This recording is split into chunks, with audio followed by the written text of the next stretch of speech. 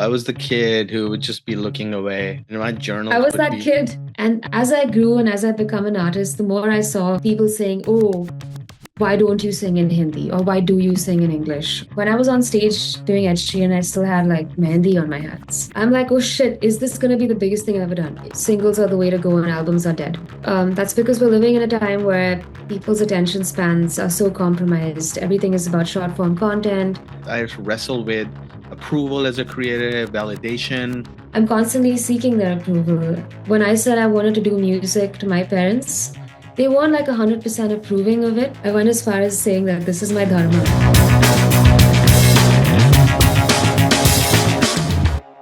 Hi, everyone.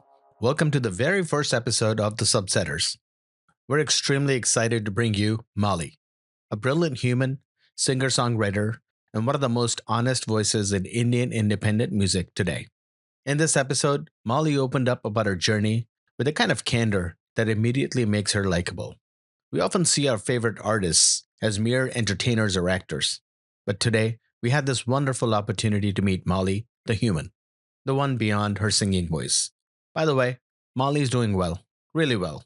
She's accomplished a bunch of stuff already, like winning the Best India Act at the MTV EMA Awards 2024, being handpicked to open for Ed Sheeran to a crowd of 27,000, and her latest song, Dr. Dust, dares to question societal belief systems not only in India but across the world in a way very few artists do. I mean, that's how you use your craft to tell a story. But most importantly, it's Molly the human and her story we got to understand and appreciate the most. Her vulnerability, the ups and downs, and her level headedness, clarity and purpose are her superpowers and are the things that make her really special.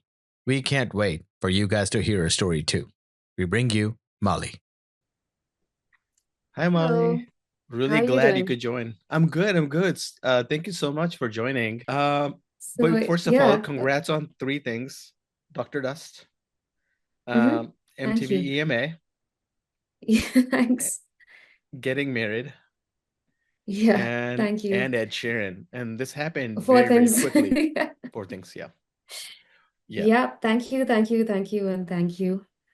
It's been quite a year, I think, so far.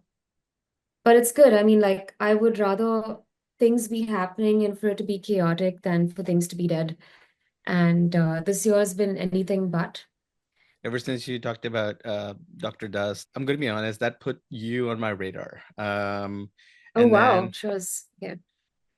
yeah, Nice. again, music is a big part of my life. I'm a music head, but not in the technical way like you would by no means. But and then I saw the I song still and don't like, consider myself to be too technical, though. I mean, I'm by I no mean, means like an engineer or a producer like that. But yeah, yeah. I feel you. Yeah. And then Dr. Dust You're came out like a with like big music fan.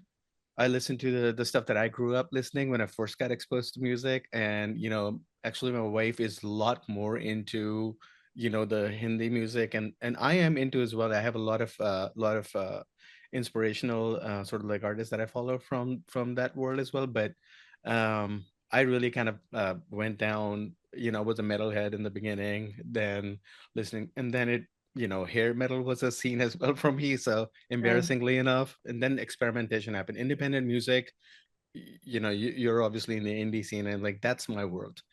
The more niche, the more sort of like intimate, the more personalized the music and the writing, the better for me. So that's really what I Okay. seek out. Anyway, that's my long-winded way of saying Dr. Dust was fantastic, and I know we'll talk about it, but it was fantastic, and it Cheers. definitely put me on the radar. I was like, wow, this song is about something completely different, and it was definitely very topical. So Cheers. Okay. All right. Thank you. yeah. I'm glad. I'm glad you related to it. It was even for me, like compared to the other stuff that I've put out and like written, it was a bit of an oddball song. Because it was just so out there and it was talking about a very out there topic. And the way I think I chose to represent it, like visually in the music video itself, was I think the edgiest thing I've probably done. Um, Hmm. so yeah, like I was wondering how that would land, and I'm glad it landed with you. So I think now Dr. Dust has been my first release since the end of 2023, because the whole of last year, I mean, I did one or two collaborations with Johann Marshall and Raghav Mm-hmm. Niatal and all of that. Plus, I started working on Dr. Dust as a song. But I think last year was more about just like figuring out my life. It was the year that I planned my wedding. It was the year that I moved in with my partner. There were a lot of like changes happening in my personal life. And I didn't want to cram the year with a lot of work as well. I just decided that I was gonna like do one thing at a time and do it properly. And so last year was a lot of easing into that life and just writing more. Because people don't realize this or maybe know about this, but as an independent artist, you're not just creating all the time. In fact, you're creating way less than you were when you were not a full-time artist. Mm-hmm. Um, Mm-hmm. you're actually doing a lot of admin stuff. You're replying to emails, you're coordinating shows. Like right now, I'm not managed by anyone. So I'm the one handling all of the calls, figuring out the accounting, sorting out the website, which is down right now. I need to fix that. Um, and just I mean, there's a lot of stuff that involves Excel sheets and really just doing an everyday regular job. And then on top of that, the time that you have is what ends up getting used for creative pursuits. So unless you really take that time for yourself and say, okay, I'm going to shut everything else out. I'm not going to be gigging as much. I'm not going to be um, taking on like a big production project or an ad project right now because I want to focus on just my own music. That's not going to happen. So within this pretty like artsy fartsy life, there is actually a lot of rigor and there's a lot of um what was it, left brain work, I guess. Mm-hmm. Left brain, right Mm-hmm. brain, I'm always confused. But Yeah, whatever me too, involves you to be being honest. yeah. Um, so that was happening a lot. This year, I think I'm trying to find a balance between the two. Mm-hmm. And I've just in the last month wrapped up a bunch of demos for what will be my next album. So in the Ooh. past 1 month, I worked on demoing about like 8 or 9 songs that I'd been writing since like last year or a few years before. And that was really good to do. Like I literally just 3 days and I turned it all, 3 days ago, I turned it all in. And it reminded me that, okay, this is the core part of my job. This is what I'm out here to do actually, philosophically, dharmically, everything speaking, this is Mm-hmm. my job. But here I am caught up doing all the other stuff as well. And I guess it's good. It keeps me at least connected to reality. Um, it keeps me practical and grounded. But at the Mm-hmm. same time, it takes me away from the essence of what I'm doing.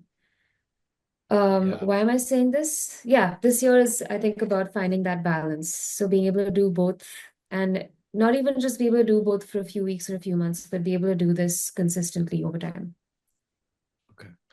So, and I think the more I read up about you and sort of like not only your early beginnings, but like how you sort of like shaped your thought process around how to what to tap into, what sort of like spaces, ideas, thoughts, concepts to tap into to kind of come up with the words and the writing that you do for the music, and then how do you then take those maybe dark, heavy concepts, maybe not something that everybody relates to instantly, and then you turn them into Mhm. music, right? Set them to music. So it's obviously, a process you've been doing for years, but that's fascinating to me. Like, you know, let me think about cults and let me Mhm. just understand their psychology. And then like just put them to music, which is against what it might you might expect a song about cult to be slightly sharp, jarring, or cutting, but then you bring your a very different sort of like almost like very approachable but soothing, very kind of like warm, sort of like sonics, and then you combine them with that. There's a little bit of that Yeah. beautiful shot, which is great. Yeah, it's So like menacing in a really under, I mean, I guess like it's just like creepy, menacing rather than like, just out there and angry and scary. Yeah. It's It's just the kind like of thing it's the that sneaks up on undercurrent you. that just Yeah. undercurrent, right, of our day to day. Yeah. Like it's just there. The more it happens, the more the wave gets like stronger. It becomes more and more normalized. Yeah. And it's like, yeah, that's normal. And then we get further and further away from the basics of it, and then realize that we're so far away from it that none of this is normal and none of this is okay. Yeah. Yeah, I understand that. But we'll definitely talk about that. I want to talk about a little bit more about that. But Sure. uh you're in Mumbai, right? Yep. Very much so. It's raining outside. I worked in And Mumbai for years. but yeah, whereabouts in India are you from and how long have you been away? Yeah, so uh I grew up in Delhi, and I was just terrible at academics. Right? That's just, I was the kid who would just be looking away. And my I journals was would that be, kid. I Oh heard, my God, and I was I totally read that up on kid. that. Yeah. I read up on that.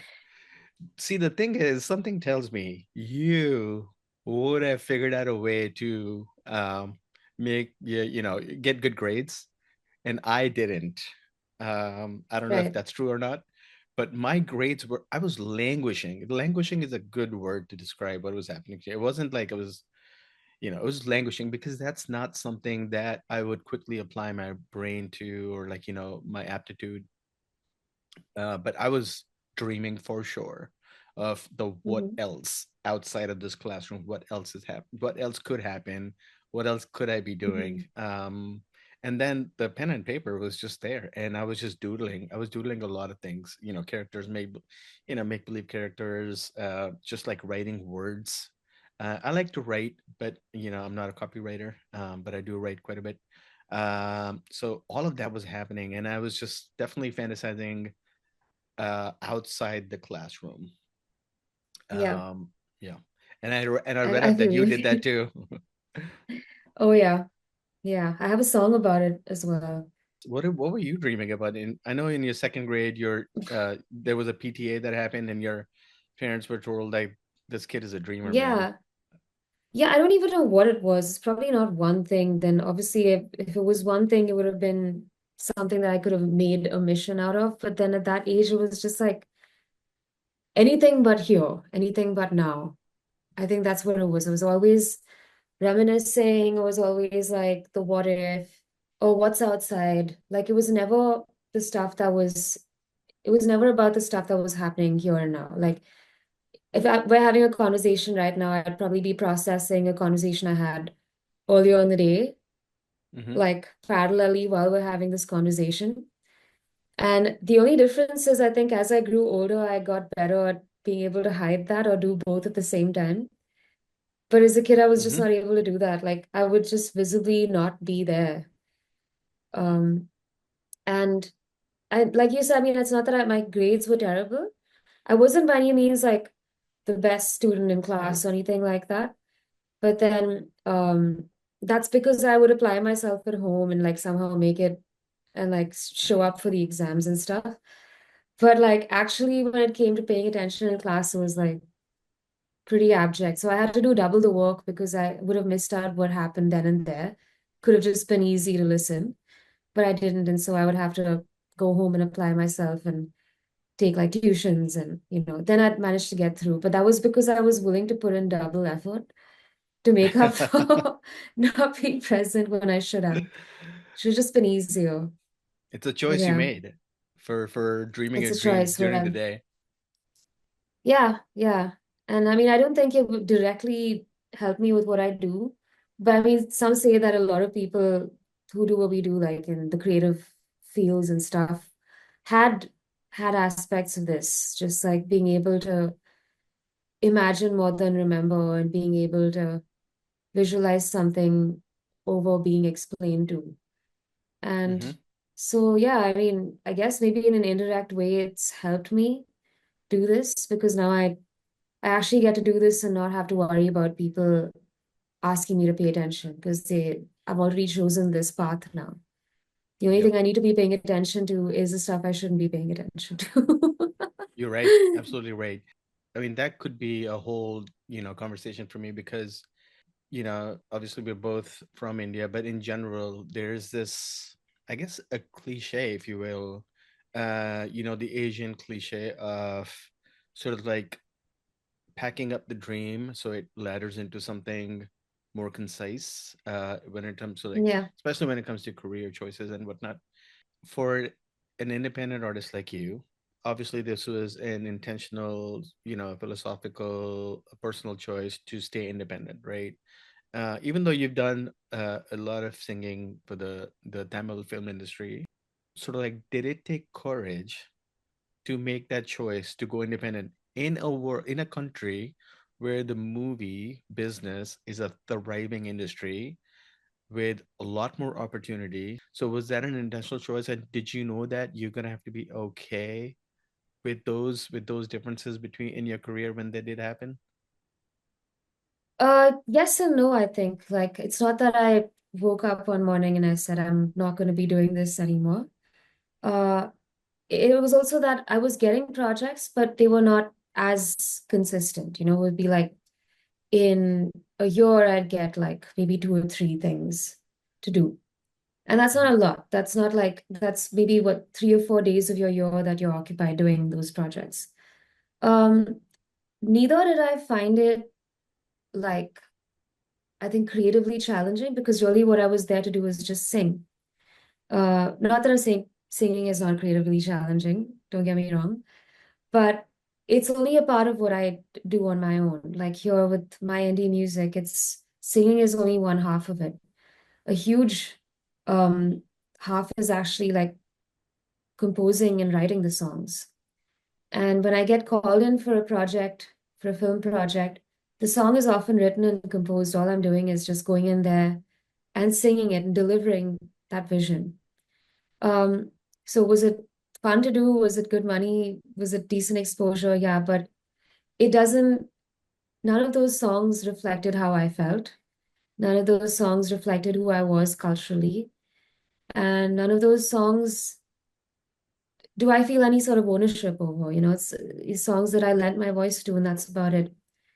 But with what I do, it's like, it's a whole other level. I mean, these are songs that I'd come up with the seed of, like literally while driving somewhere, just like literally on my way to bed one night while I'm shutting down and everything. I'll get suddenly this seed for an idea, and then that's it. I'm up writing a song. Hmm. And there goes sleep. Right. But that's the level of investment that comes with making your own music. I get to say exactly what I want to say. I get to explain why I said those things also, just like how we're talking about it right now. No one has ever asked me why I sang what I sang for a Tamil film, right? Because they Sure. know that I have no ownership of it. I have no connection to it. Um, but I've had so many conversations about the songs that I've written because there is just that much to talk about. There is a seed that comes from a personal experience. And those experiences keep happening. It's not that you just write about something that you experience once. Sometimes in the process of much later on producing the song and releasing the song, I will be experiencing things that reinforce that song even further. It Hmm. never ends that way. So you're like constantly living a song out. It doesn't just end when you've written it. Um, and that kind of gets addictive. Like once you get a taste of that, it's really difficult to seek out projects that don't exploit that. Um, I will say very honestly though, the reason to do a lot of the film projects and the Netflix projects and ads and stuff is because it's a good way to make bank. Okay. Um, I don't necessarily think that it has garnered me more fans or has gotten me like has challenged me to do more, musically or anything like that. I would say it's good for the pocket. It's good to experience working with producers on that level because very often they'll push you to do something outside your comfort zone. Sometimes that's language. So, Hmm. I write and sing in English, but I do speak Tamil. I can speak some Hindi. I've sung in 12 different languages though, you know. Wow. Wait, Yeah. wait, all Indian languages or even like Spanish or Italian as well? Yeah, I mean, also Spanish. I've sung in Spanish and Portuguese. Nothing that's been recorded, but I've done it for gigs.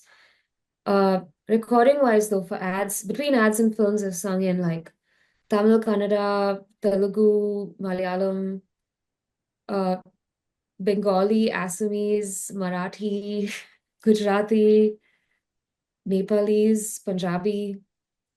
I mean, just That's a whole incredible. lot of languages that I don't even know. Yeah, I don't even know how to speak them. If someone came up to me and said anything in any of those languages, I probably wouldn't even understand. But it's just as simple as going to the studio, learning the phonetics, and delivering that as convincingly as possible. So in those ways, it's cool because it challenges you. It challenges a different part of your brain that you otherwise wouldn't use. Right. When you're making your own music, you're sticking to your comfort zone. You're using the language that you're familiar with. You're using words that you say in your everyday life. You're making music like the music that you like, you know. Hmm. So in some ways, there are challenges associated with both. And I Hmm. think it's just a matter of in what way do you want to be challenged for, though. And I chose this because this is exactly how I wanted to do it. Wait, how does somebody who doesn't speak, say, Punjabi, or hasn't had any experience with Punjabi, how does one get approached for a gig like that? Like, how would somebody say, Malavika, I want you to sing in Punjabi. I completely am completely aware that you have no idea how to speak the language and how to even get the phonetics right. How does somebody approach you? I'm glad you asked. There was, I'll tell you how. For example, like you get an ad project, right? And the ad was for was like a skin cream, you Mhm. know, and they asked me to initially do it in Hindi and in English because these are languages you have to know anyway if you're doing the ad singing thing. So I did it in Hindi and in what they call Hinglish, which is now a whole other Mhm. language in India Sure. after Yep. when you left. And so English is a medium, Hindi is a medium, completely English was a medium. I did it, and then I think the post producer called me up and said, "Hey, did you say you're from the south somewhere, like somewhere in the south?" And I'm like, "Yeah, I'm from Chennai." And you know how in Bombay they have this, I'm not saying everyone does, but a lot of people have this understanding that, oh, if you're from the south, you must know everything about the south. You must know all the languages spoken in the south. Yeah. Hmm. And that's kind of what he did with me. He was just like, well, so what? You probably speak like all the South languages. I'm like, no, man, they're all completely different scripts. They're all completely different cultures, accents. I may be able to like kind of understand another, but I can't claim to speak any or never have tried. But he was just like, you know what? I feel like you can do it. Um, do the Tamil one first because that's the Hmm. language you speak. If it gets approved, then do Malayalam because that's the language that you say your family speaks. We're ancestrally Malayali, Yeah. Yeah. but I don't speak any Malayalam on my own, like very little bit. So I said, okay, fine, I'll tackle these two because I somewhat at least understand how the language is supposed to sound. Um, and then they gave me Telugu and Kannada because they're like, these should be similar, right? And to be honest, they're easier languages to pronounce phonetically because Malayalam and Tamil are far more nuanced. There's more types of letters. Like for the L sound, like lo, there's like, you know, five or six different kinds, at least in Hmm. Tamil. Hmm. But Kannada and Telugu are like more like Spanish in a sense that they were flatter consonants and flatter vowels. It was easier. Then this post producer was so impressed. He was just like, wow, you've earned me like cred for being able to do all of this. So can I just go with the assumption that you can pretty much do any language? And I'm just going to give you this project. I'm not even going to show up for the sessions anymore.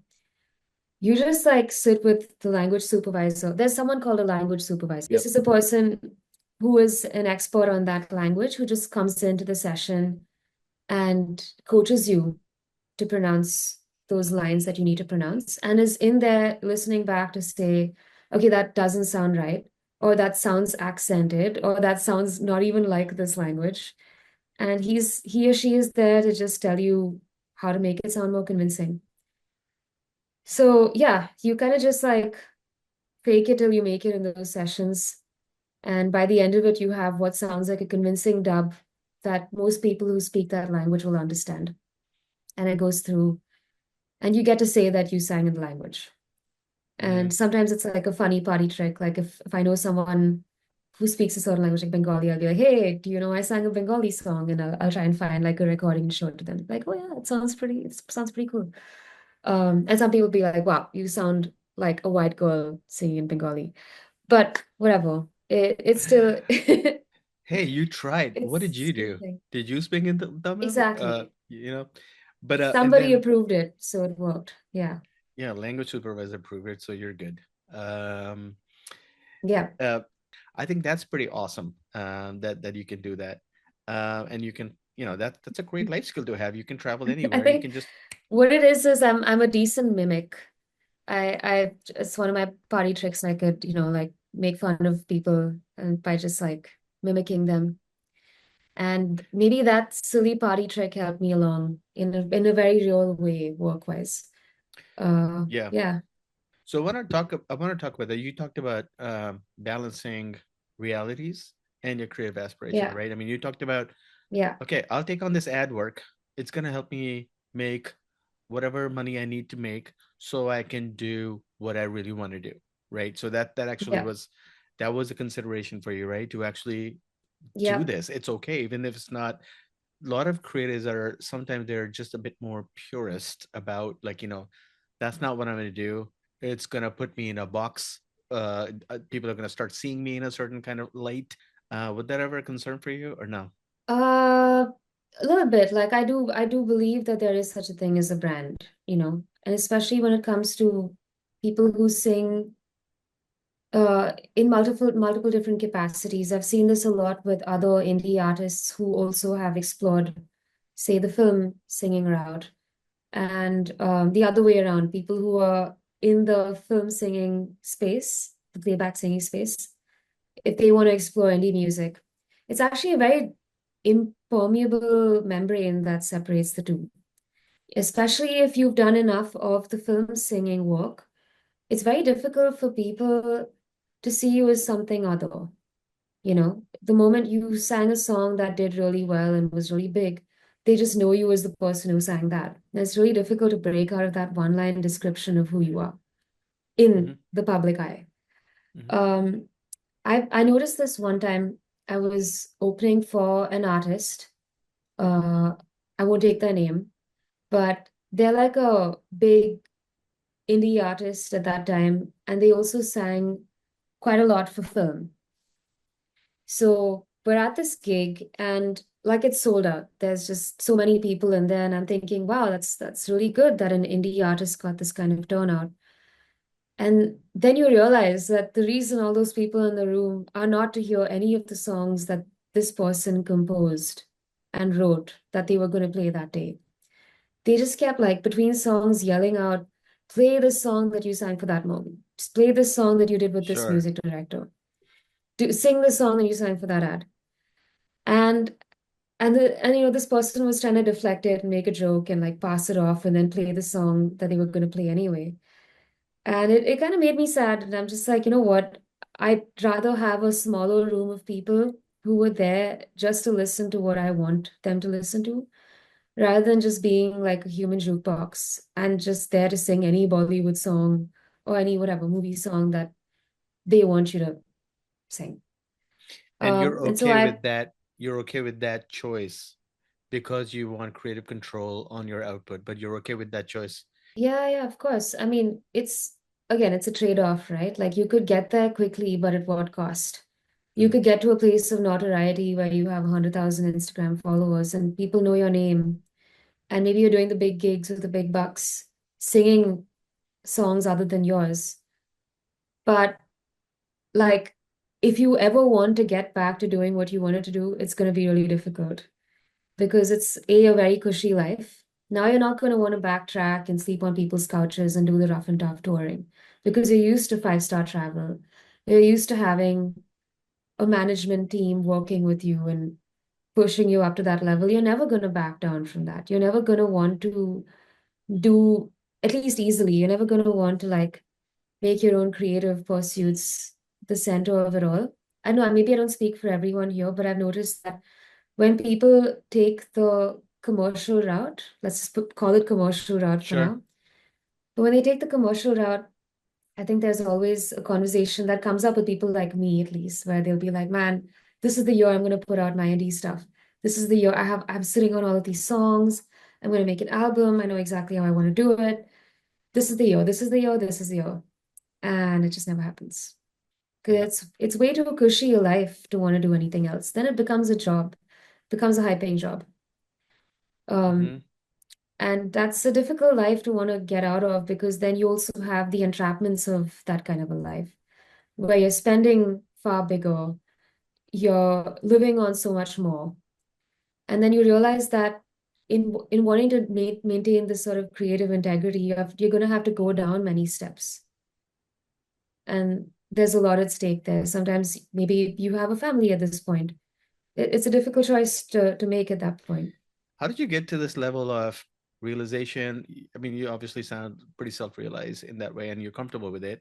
I wrestle with it. I'm not self-realized. I wrestle with approval as a creator, validation, as crave it. No, all To these are be very honest. important things. Of course it is. Like even for me, like I realized that I have so many almost like parasocial relationships with my fans, where these are people I don't even know, but I'm constantly seeking their approval. I would love to know if they like my new song, you know? It's not that it's one of those things where I make a song and I'm like, I don't care. Now it's out there. I'm not going to promote it. I don't care how many streams it gets. Of course I do. So validation is so important. But like, I think you also have to understand like where you draw that line with validation. Like, is it validation to no end where I'm going to literally ask people, what should I write about next? And then ask them to rate my song? That would be like another level of needing that validation. Maybe I don't want to go that far. Maybe I want to cap it at, do my fans like the song? And that's Mm. about it. Uh, but I digress. I think also, I mean, I do want to mention that my willingness to do this is also coming from a place of privilege. You know, not many people have this. Um, when I said I wanted to do music to my parents, it's not that they were like they kicked me out of the house and said, now you're on your own or anything like that. They weren't like 100% approving of it in a sense that they always thought it was going to be a phase and that, you know, once I'm done with my gap year doing music, I'll get serious and do my MBA, like your Mm-hmm. parents said. It's a very Indian thing. It's a very Asian thing. Sure. And I get it. Like at the same time, I understood where they're coming from and wanting me to have that security. But like for about the better part of 5 years, I kind of had to tell them, like, I'm like, look, this is just I put it in every way I could. I went as far as saying that this is my dharma. And I think that's when, That's pretty you intense. know, but it really was. And when I said it out, I think it became a bit of a personal manifesto where I was like, you know what? Then the reason I'm not doing this is not purely gain. You know, the reason I'm doing this is not to one day afford a house for myself. If it Mm-hmm. comes, great. You know, if I can manage to find a way for this music career to make sense where like my material world goals are also met by it, great. But I'm not gonna use this for that gain because it's gonna corrupt my entire perspective on how I do this and why I do this. I'll never truly be free in creating.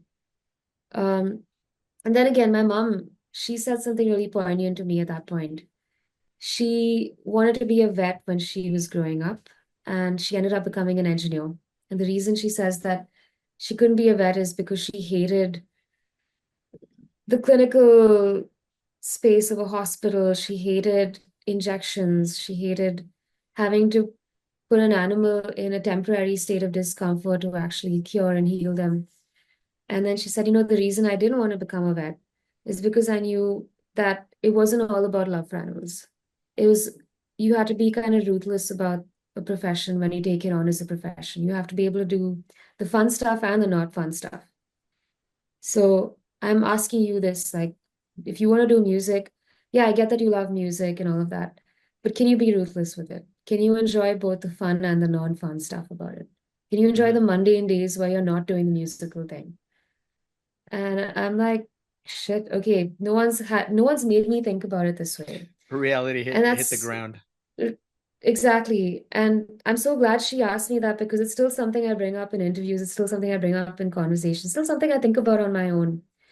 And I've finally gotten to a point where I can separate my like involvement in a project um on a commercial and work level and also on like a creative passion level. Hmm. Uh it's still something I don't say that I've gotten there, but I'm in a much better place with understanding where that line is. That's awesome. Yeah, I mean, I Yeah, think, parent support for a kid is obviously super important. My parents went through the same, like, sort of like the dilemmas that you mentioned. Like, is this for real? Is he just kicking things around? What's happening? But then thankfully, they didn't disapprove. If they said no, I don't know where my life would have taken me. I would have probably done what they said because I was clueless, and especially if you're like 14, 15, 16, you don't have the balls to kind of just, say, what, no, I know exactly what I'm going to do and I'll do whatever it takes. At least I wasn't that kid. I'm glad you mentioned privilege because not everybody gets to that point, like that level of support. of course, man. I remember having a conversation with the rapper Nazy. You probably heard his music. Hmm. But he comes from a really conservative family that actually believes that music itself is sin. And so when he wanted to do music, they were like very traditional and not very, I think, well off. And on top of that, music is seen as this like evil thing.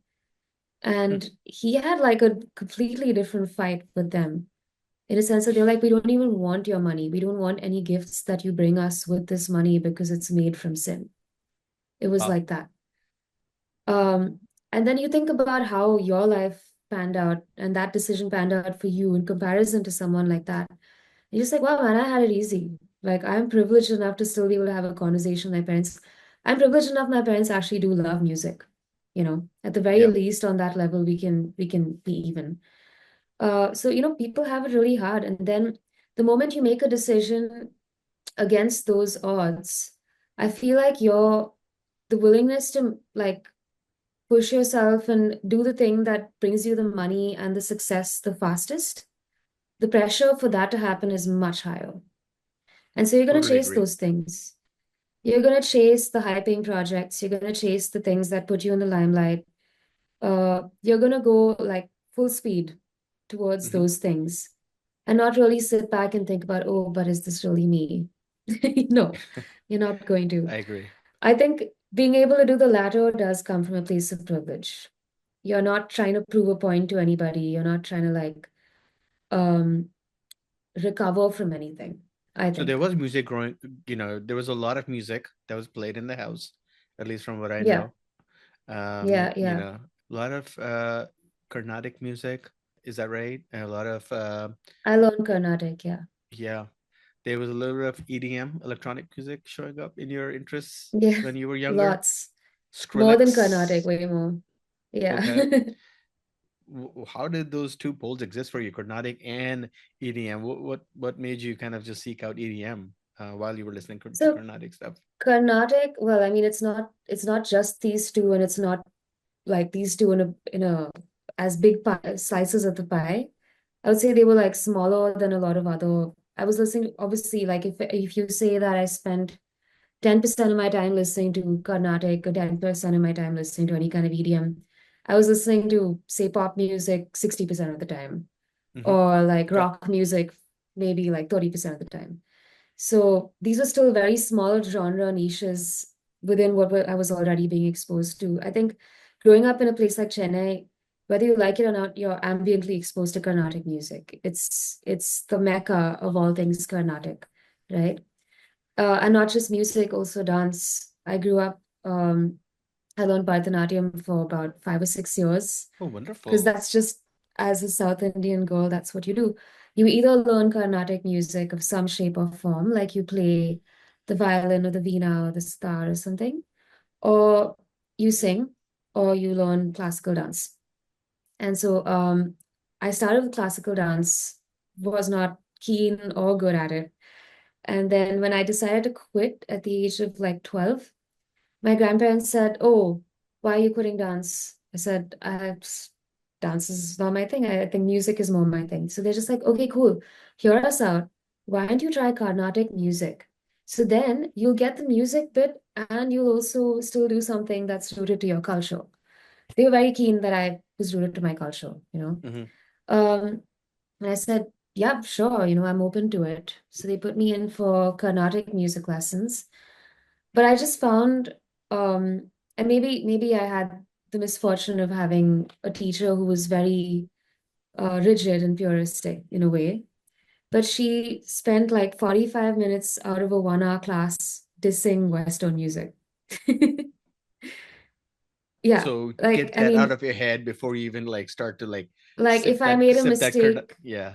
exactly. Even if I made a mistake or like, you know, s said something slightly, if I said, "Oh, I listen to this kind of music," or "I heard this song," I was trying to draw parallels between the world of Carnatic and Western.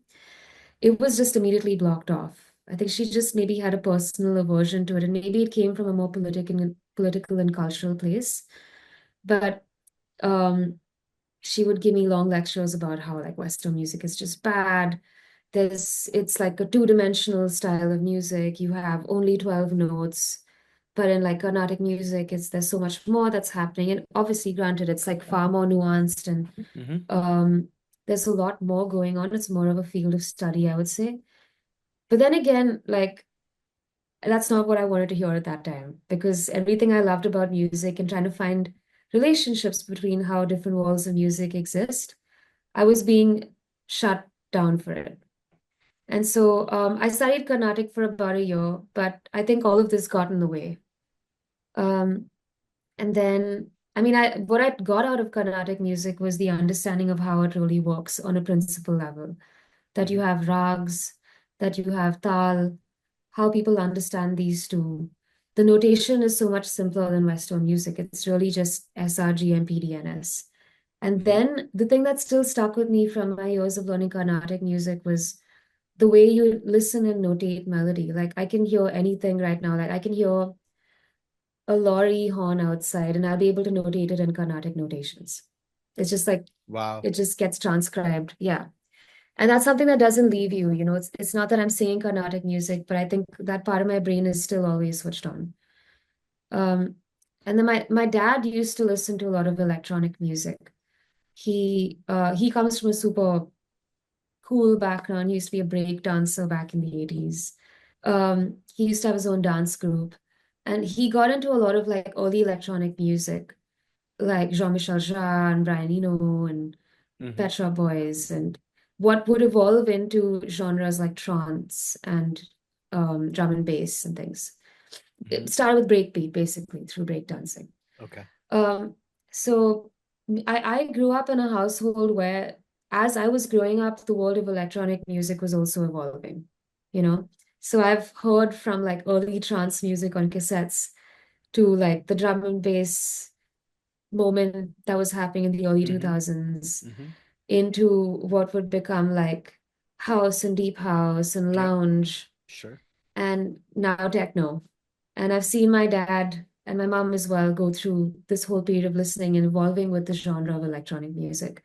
That was a parallel thing. Like if I go back home now, that's what's playing in the car, that's what's playing at home. That's amazing. Um, you know, so and my granddad was like a big jazz aficionado, loves jazz and old Bollywood music. And also like a lot of rock and roll. Like he introduced me to Pink Floyd. So there was just this insane buffet of music happening in my childhood. And I think I never saw any genre as more or less than the other until that time that I had Carnatic class. And so that was a complete affront to everything I thought of music to be. Before this, it was just like this big mush of sound. Hmm. I didn't really think genre-wise. I was just thinking of like, oh, that's a cool melody, that's a cool idea, that feels nice, and grooving to it. Until I was exposed to how politicized that side of music could be. Um, and as I grew and as I become an artist, the more I saw of that, the more I saw people saying, oh, why don't you sing in Hindi? Or why do you sing in English? Or why don't you have Indian instruments in your music? Or why don't you um, get into like Western classical music? And the more I saw that there was this like the human brain tampering with something so pure. Mm-hmm. And I still see it now. And I think that's something that I notice very quickly, and that's something that I like dispel very quickly in conversations about it. Which is why I've never had any pressure to want to force an Indian instrument into my music. If it's not gonna sound convincing, um if it's not gonna sound authentic, I don't want it. Yeah. Yeah. And for example, Dr. Dust, I wanted to have something that sounded ethnic, but in a way that was not necessarily Indian, like in the groove, the drum groove. I Just wanted wait, double click on ethnic. What do you mean by ethnic? double click ethnic, as in I wanted it to sound sort of spiritual, but not specifically like Got it. spiritual slash Okay. tribal. Got it. And like, okay, this is going to be a terrible way of simplifying it, but world music-y, without Uh-huh. it necessarily being Indian or like African or South American or East Asian as Okay. a soundscape. And Right. so we thought of creating like a drum group that was somewhat universal. Like no matter who was listening, it would tap into their psyche and be like, okay, yeah, I get that this is almost like a ritualistic drum beat that's happening. So you had a TEDx talk. There was a part of the video where you announced, my audience is the rest of the world, not necessarily my bubble of Chennai. Yeah. Is First, is that accurate? Second, is that why you moved to Mumbai to get closer to the crowd that's more adventurous, a bit more open? Yeah. Is the rest of the world truly your audience versus people in India? Look, I think the world is so much flatter now than when we were born. And a Absolutely. lot of Yeah. the ideas we were raised with in terms of what a career should be, what a family should be, what a certain age in your life should look like, it's all been dispelled. Um, and we're now living at a time where kids are sitting in their bedrooms and playing video games with strangers from a different part of the world who don't even speak the same language, but they know exactly what words to use to communicate to get on that same game. That's Truly. just how flat this world is right now. The concept of genres themselves are becoming outdated. Everything is a genre blend. We're living in a time where literally you can do anything from anywhere and be Hmm. anything any time of the day. Um, and given that, I feel like it's really restricting to say, okay, I'm going to literally only tap into this audience of people. And that's why I feel like language can sometimes be restrictive, you know, in a sense that maybe you will very quickly garner an audience because of the language, but you could also very quickly isolate yourself from other markets because of said language. Hmm. I'm not saying that English is the language that everyone should listen to or does listen to. Maybe more people in the world do. But the reason I do it in English is the simple reason is that's the language I think in and speak in. That's the language I've always spoken at home. That's the language I went to school to study. Um, Same.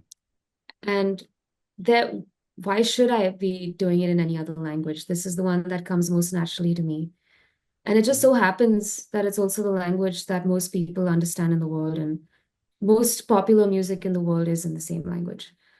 Um, and I think that's why I would say it's still a world thing for me right now. I mean, I still feel like I want to prioritize touring in other countries and pushing to audiences outside of what I call home.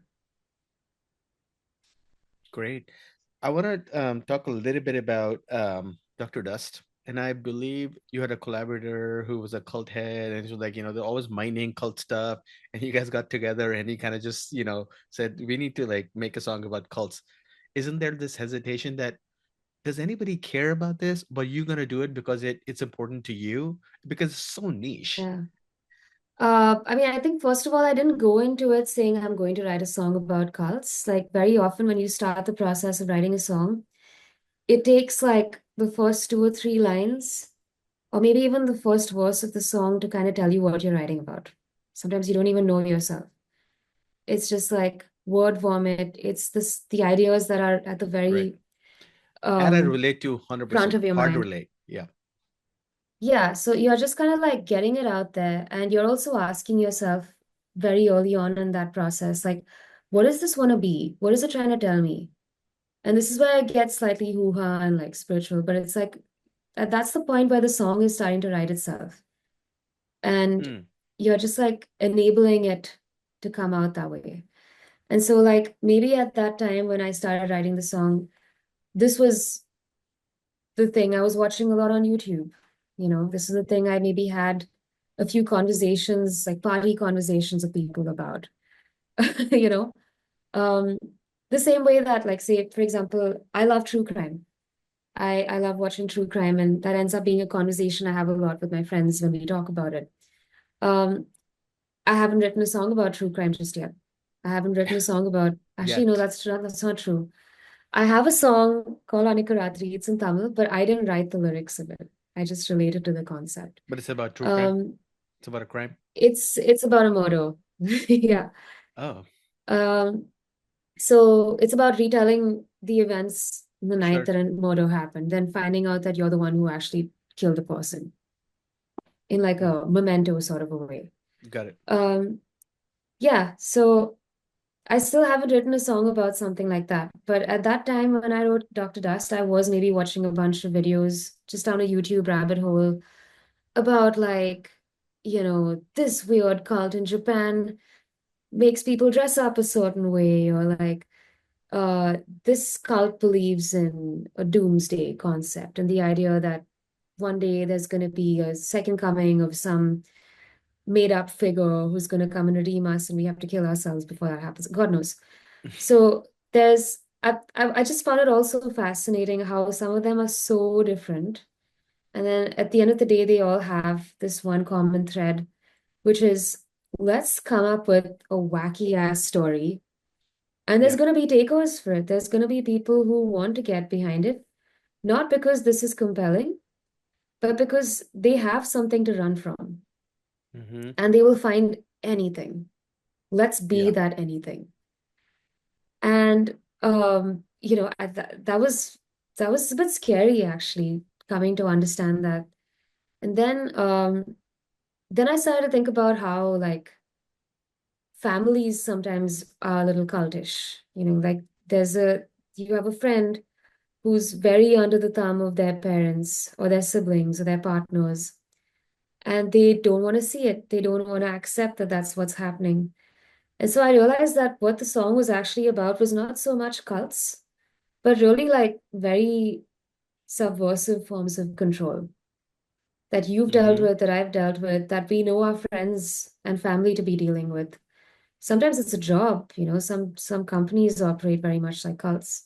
Startups can be very cultish, you know what I mean? 100%. Um, so you're I've seen them. seeing you don't necessarily have to join a cult with all of the funny dressing and the commune aspects and the rituals in order to be a part of one. You're probably in one right now, you don't even know. Completely agree with the sort of like the power dynamics.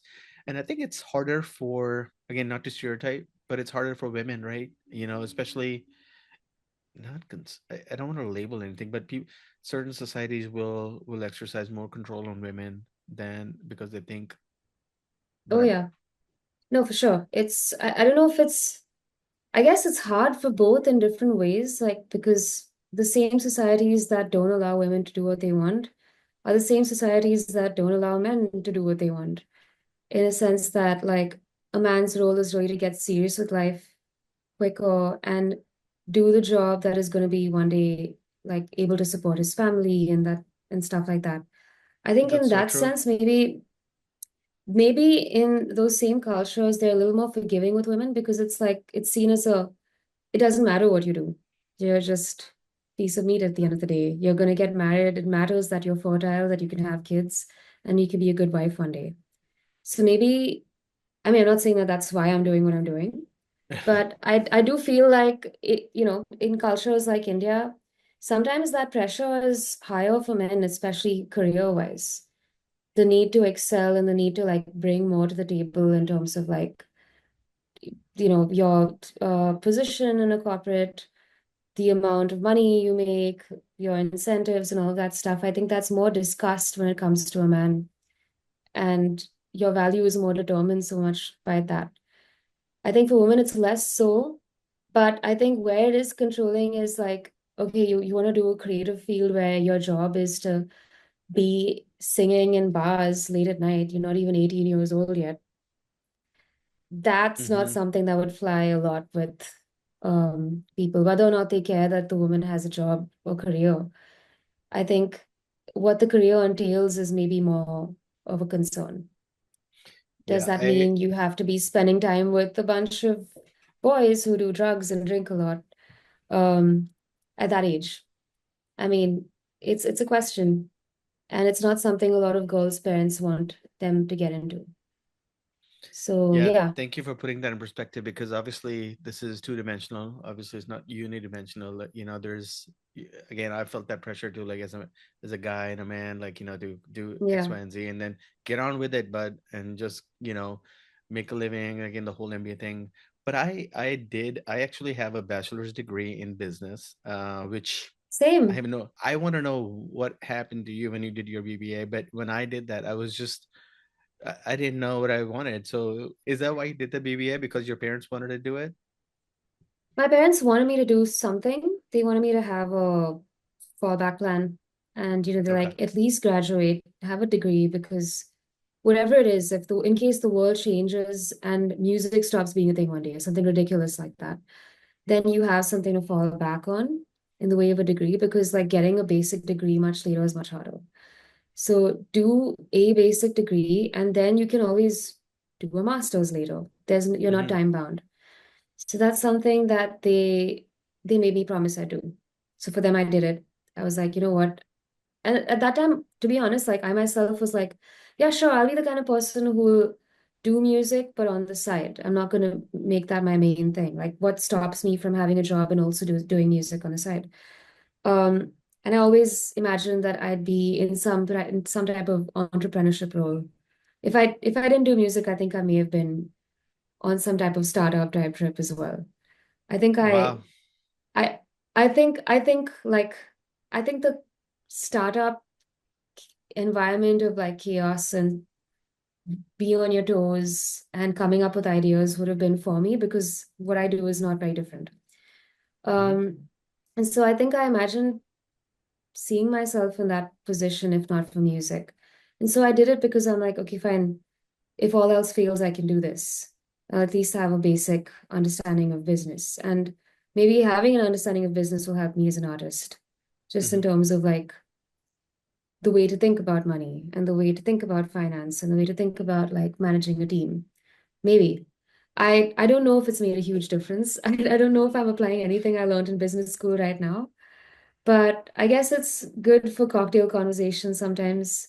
Or if there is like a business related piece of news, I know how to understand that. I understand the language of it. I know what to read up. I know exactly what to make of it. And that's probably it for now. You're Yeah. so level-headed. I love it. And I wasn't like that. I wasn't like as calm waters like that. Still waters. I know we're going to be coming up soon on time, but I want to talk about a couple more things before I lose you. Um, Obviously the big stuff. Ed Sheeran moment. Uh, are you tired about answering those questions, or no? You still like No, no, them? not at all. I mean, Because it's we can still skip so that part. fresh and it's still, of course, no, I mean, it's still fresh and so exciting. And every now and then, I don't think about it every day. But when someone asks me about it and I see a little bit of like wonderment in their eyes when they ask me about it, I'm like, you know what? Actually, that's a pretty big deal. I should Hell think about yeah. it more Yeah. often. Being an overthinker, I'm like, oh shit, is this gonna be the biggest thing I've ever done? Like now I need to do something bigger so that that's not the biggest thing. Like Right. that's Right. Right. that's Right. where I'm at. I don't want to be that auntie saying, I opened for Ed Sheeran, and for that to have been the biggest, you know what I'm saying? I don't want to be a has-been leaning on that one Right. laurel. Right. Um, I mean, the way so as much your as trajectory is happening, that's not gonna happen. But yeah, I hear you though. I mean, inshallah, let's see. How does this whole thing happen? How does it fall into your world? I got approached by Book My Show, which is the company that books all of these big acts. Like they're the ones who brought Yeah. Coldplay down. Fun fact, I was actually going to open for Coldplay at first. Um, and then that didn't Just as work good. out. I'm kind of glad it didn't because that would have been a week before I got married. And the way the wedding preps were going, I was just so nervous about having to do that and also be bride Mally at the same time. Because you know how it is like just before a wedding, there's just so much activity and so many I calls bet. flying around Yes. and so many moving parts. It feels like playing a puppet show with more than 10 fingers. Hmm. And the thought of having to do this huge gig just before that was too much. But Ed Sheeran, when it did happen and it was confirmed, was a week after my wedding. So the weekend after my wedding Oh, was the wow. weekend I opened for Ed Sheeran. Yeah. And so the whole time at the wedding, um, some people knew about it, some people didn't. And I wasn't making it a big deal and telling people about it because the focus was the wedding and I didn't want to be thinking about this. But people would come up to me and be like, okay, so like now once the wedding is done, like you're gonna be rehearsing for the Ed Sheeran gig, right? And I'm like, yeah, yeah, yeah. And they'd be like, You're yeah, like, we'll be yes, I will there. Or, be. I know someone who's gonna be there, and I know someone who's got tickets. And I'm just like, oh my God.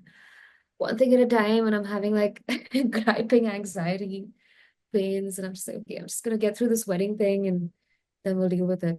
And so the very next weekend, I literally had no time after the wedding. Like when I was on stage doing Ed Sheeran, I still had like mehndi on my hands, Well, and I still pretty. had Yeah. like a little black thread that my mom put on for like nazar and all of that.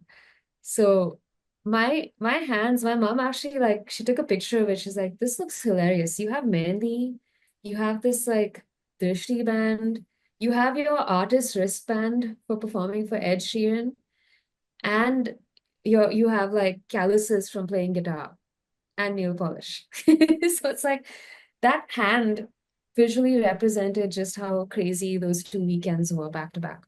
But it was cool. I mean, I was happy to get back into like musician Mally mode so quickly after the wedding, because till then, especially with being a bride, right, in India, there's so much of an emphasis on like, okay, this is your day, but at the same time, you need to be this role of a coy bride, and you need to bask in all of the finery, and you need to play this sort of a role and all Hmm. of that. And I'm actually a pretty low-key person. I'm not so much about adornment and um being like this coy desi girl about it. And that's Sure. not me. Sure. And somehow it's not like no anyone enforces it, but I think the expectation is that you are a little bit more that for the time that you're being married. So to go so quickly from that role to being on stage and being back to like musician Mally was like it was cool. It was like, okay, fine. This is you have to be all of this now. That must have been a high, like a career. It's a career moment, right? And does that Yeah, follow? Is it followed by a I low, mean, like a low low? actually, I think being on stage in front of that many people was a bigger deal than meeting Ed Sheeran. I will say, like, maybe that's because I'm not the kind of person who really gets very starstruck. I've never gotten into celebrity culture. I've never been good at recognizing actors when I watch them in movies. Like I don't know, maybe I just don't think so much like that. But I was more kicked about just the sheer number of people who were standing in front of me listening to my music. That I was a bet. way bigger high than the 3 minutes that I met Ed Sheeran. I mean, no disrespect to him. He's great. Hmm. He was really lovely. Um, and I'm glad I got to do it. But for me, the bigger highlight was 27,000 people just standing there and going like, who the hell is she? I mean, like, that's my next song. How many songs did you play as part of his set list? 4 or 5?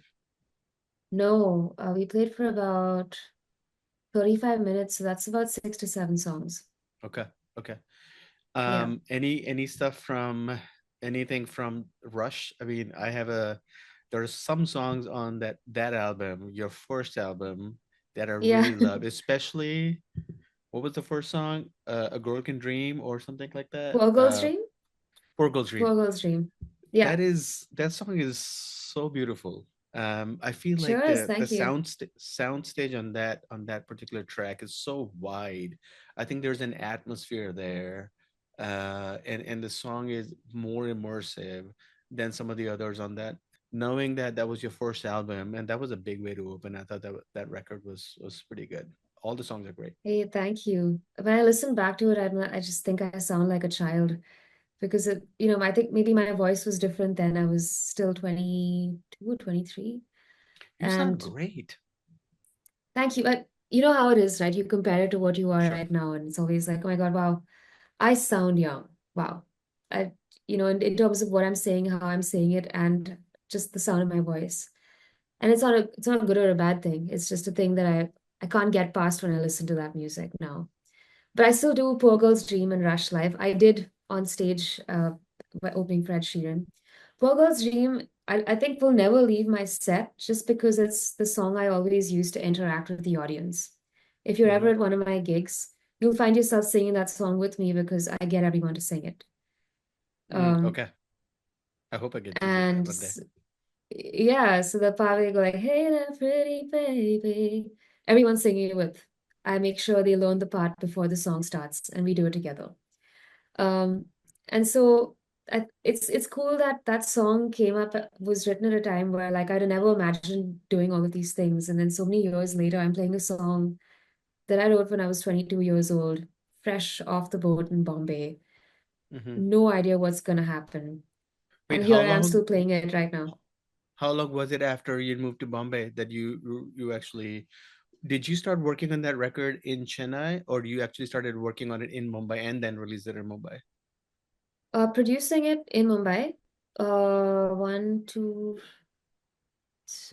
or three songs were already written when I was still in Chennai. Like Rush was written when I was in Chennai. Dreaming was already written. Uh, Poor Girl's Dream I wrote actually on arrival in Bombay. It was like Hmm. literally a month in. It was the first thing I did. And what else is on that album? Oh, Sooner or Later was written after I moved to Bombay. So all of those songs were written like just before or just after my move to Bombay. It was like the transition year, the transition phase. What's your take on, do you do a lot of singles? I don't even know if you're gonna get time to like talk about the Never Gonna Give You Up cover Yeah. you did. Yeah. Knowing that Rick Roll is part of meme culture anyway. Why do singles versus more often versus create a whole set that connects, brings together a bigger picture? So singles, it's interesting you ask because like depending on who you ask, they'll either tell you albums are really important even now, or singles are the way to go and albums are dead. That's because we're living in a time where people's attention spans are so compromised. Everything is about short form content. Um, Everything is about watching a series over watching a movie. It's not that you're spending less time watching something.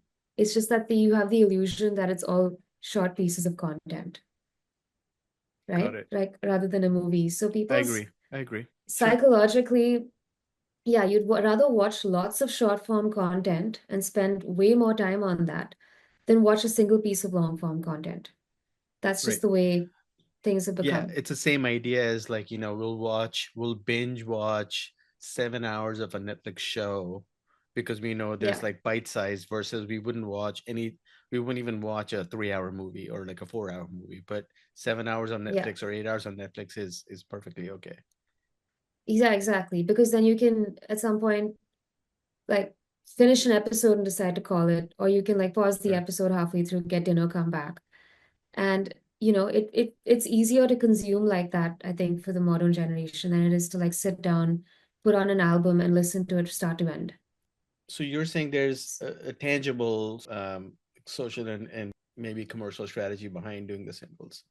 I think a lot more people are doing it because I for one have like personally released an album, but it was like halfway between a single release and an album release because I released three singles first, and then the remaining five songs on the album in one go. And I noticed just by virtue of the album, the track listing, and which songs were released as singles, that some songs just did better than others. Hmm. The songs that were released as singles got more play, more people knew of it, more people liked those songs. the songs that were at the start of the album in terms of the track list, like the first four, got far more plays than the second four. Not because they were better songs. Like actually now more people like some of the later songs than the first few when they watch it live and stuff. It's not that they wouldn't have liked those songs. It's just that by virtue of the number of plays they got, the further down in my Spotify catalog they were. So you'd have to like listen to more songs to get to them. And Got it. that kind of like fuels itself as a process. And so, I mean, I'm not saying that you can't have a sleeper hit somewhere lower on your track order. That's totally possible.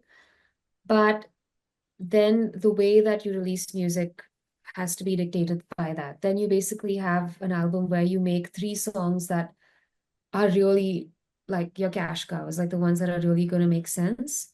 And then the rest of it are just like also their songs that you're not punting on. You're not Mm-hmm. leaving your best for Yep. that album set.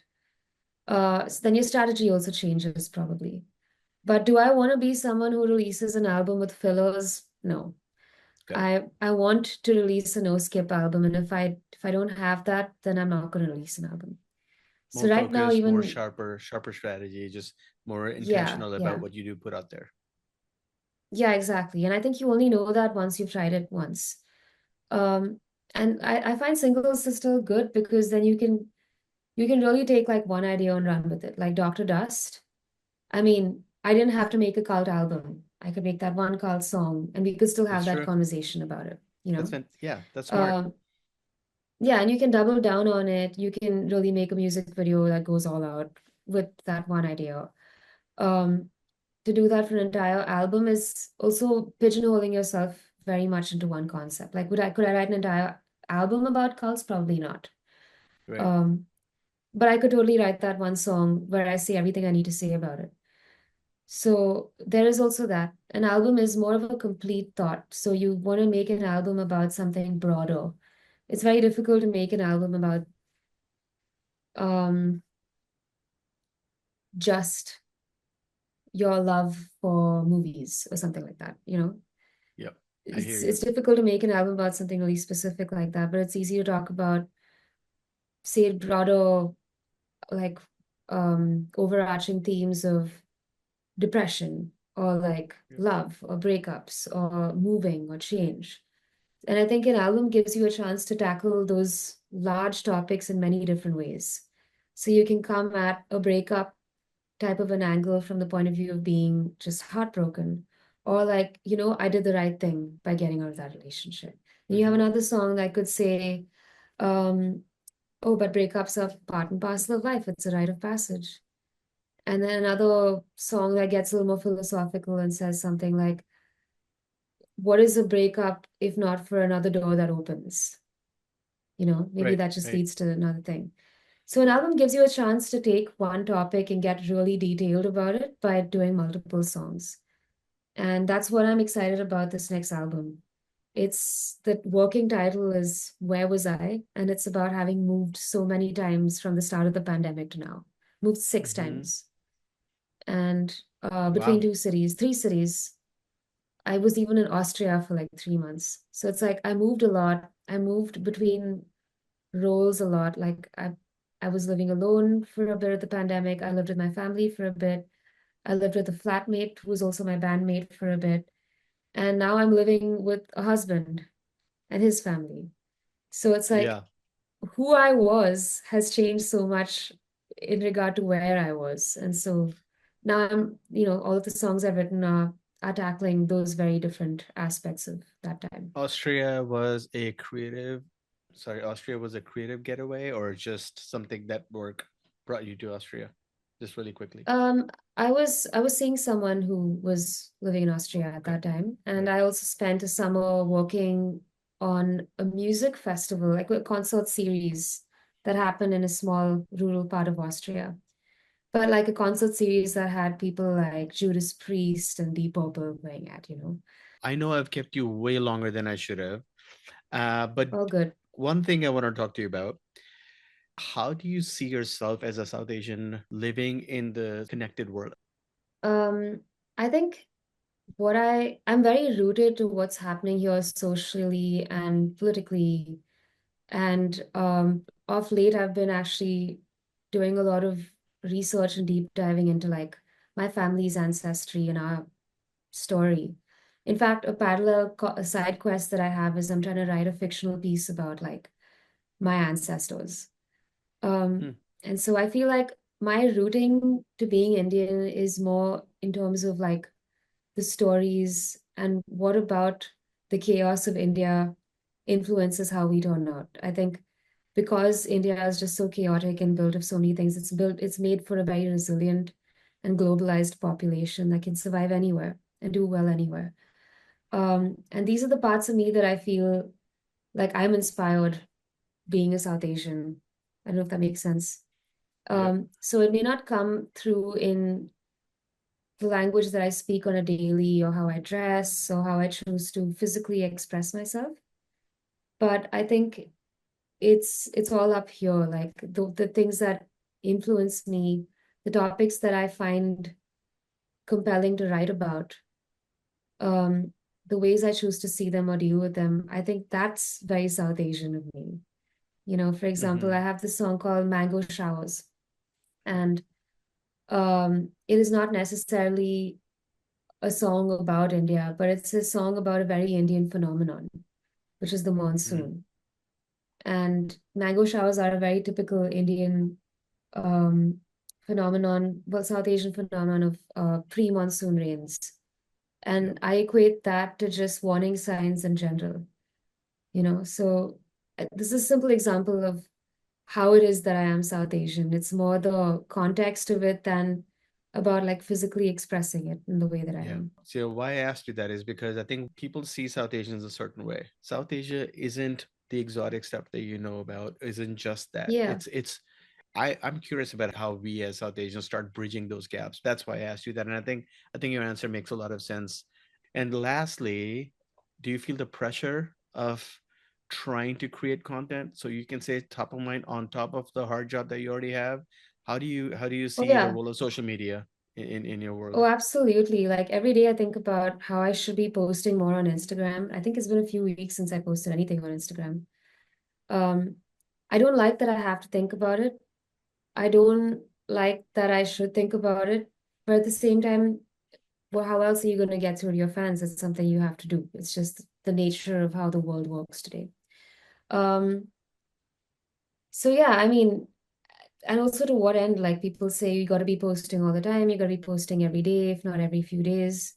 What happens next? Like, what if it means you have to be posting every hour one day? Are you going to do that? Like, at what point do you say, okay, look, I need to also live as a human being and not have to think about this? And for it to be completely normal, where you go a few months where you are active in posting and sharing because that's just how you are. And then a few months where you want to be inward, you want to like figure out your life and you want to not show what you're doing on social media. I think that should also be acceptable. Um, Yeah, like that I'm makes going through sense. that right now. I really don't want to share what I'm eating or who I'm hanging out with or just like take a picture that I want to put on social. I don't have the temptation to. And then sometimes I do. Sometimes I'm in a bit of a zany mood and I want to post a silly joke or make a meme and share that. And I should be able to do that as well when I want to. Yeah, yeah, Mm. I definitely am. I know that sometimes, a favorite artist, they're just sharing, they're getting ready, we're getting ready with them, we see what they're eating. So I completely hear you on that. And I think that's a pretty healthy approach. Obviously, you're so you come across as so level-headed, so clear, and it's so refreshing. I love, Thank you. I wish I, as a creative, had more of that, insight, the level of clarity, when I was coming up. I cannot wait Thank for you. the album that's coming up. When are you going to be launching that anyway? Out there? Hopefully early next year. That's the Okay. plan. I mean, I'm going to be working on it over the next few months and we'll see how it goes. This time I want to, finish making the album and then deciding what to do about the promotion. Usually what happens is I'm doing both at the same time. I'm kind of making music as I go and figuring out how to promote it. But this time I think I want to go in with a bit of a plan and maybe give it some time and plan it well.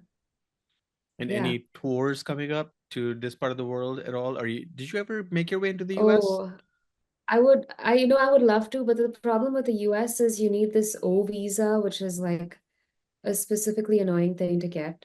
Or you find a touring company that's willing to kind of take you on like a dependent visa, and then it's Oh, also like hella expensive unless you're getting enough work to make that make sense. yeah, I do hear you I'm there. not But sure. I would love to see you in the US someday. I hope it happens, yeah.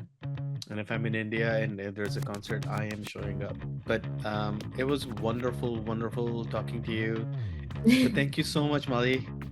So that was Molly. Totally awesome, honest, generous, and kind of unafraid to say it like it is. She's our kind of people. Hope you enjoyed listening as much as we did making it. We'll be back soon with another South Asian story that's pushing boundaries. We hope you follow this podcast and come hang with us on Instagram at Be The Subset, where we feature other South Asian artists you need to know. Until then, peace and love from the Subset crew.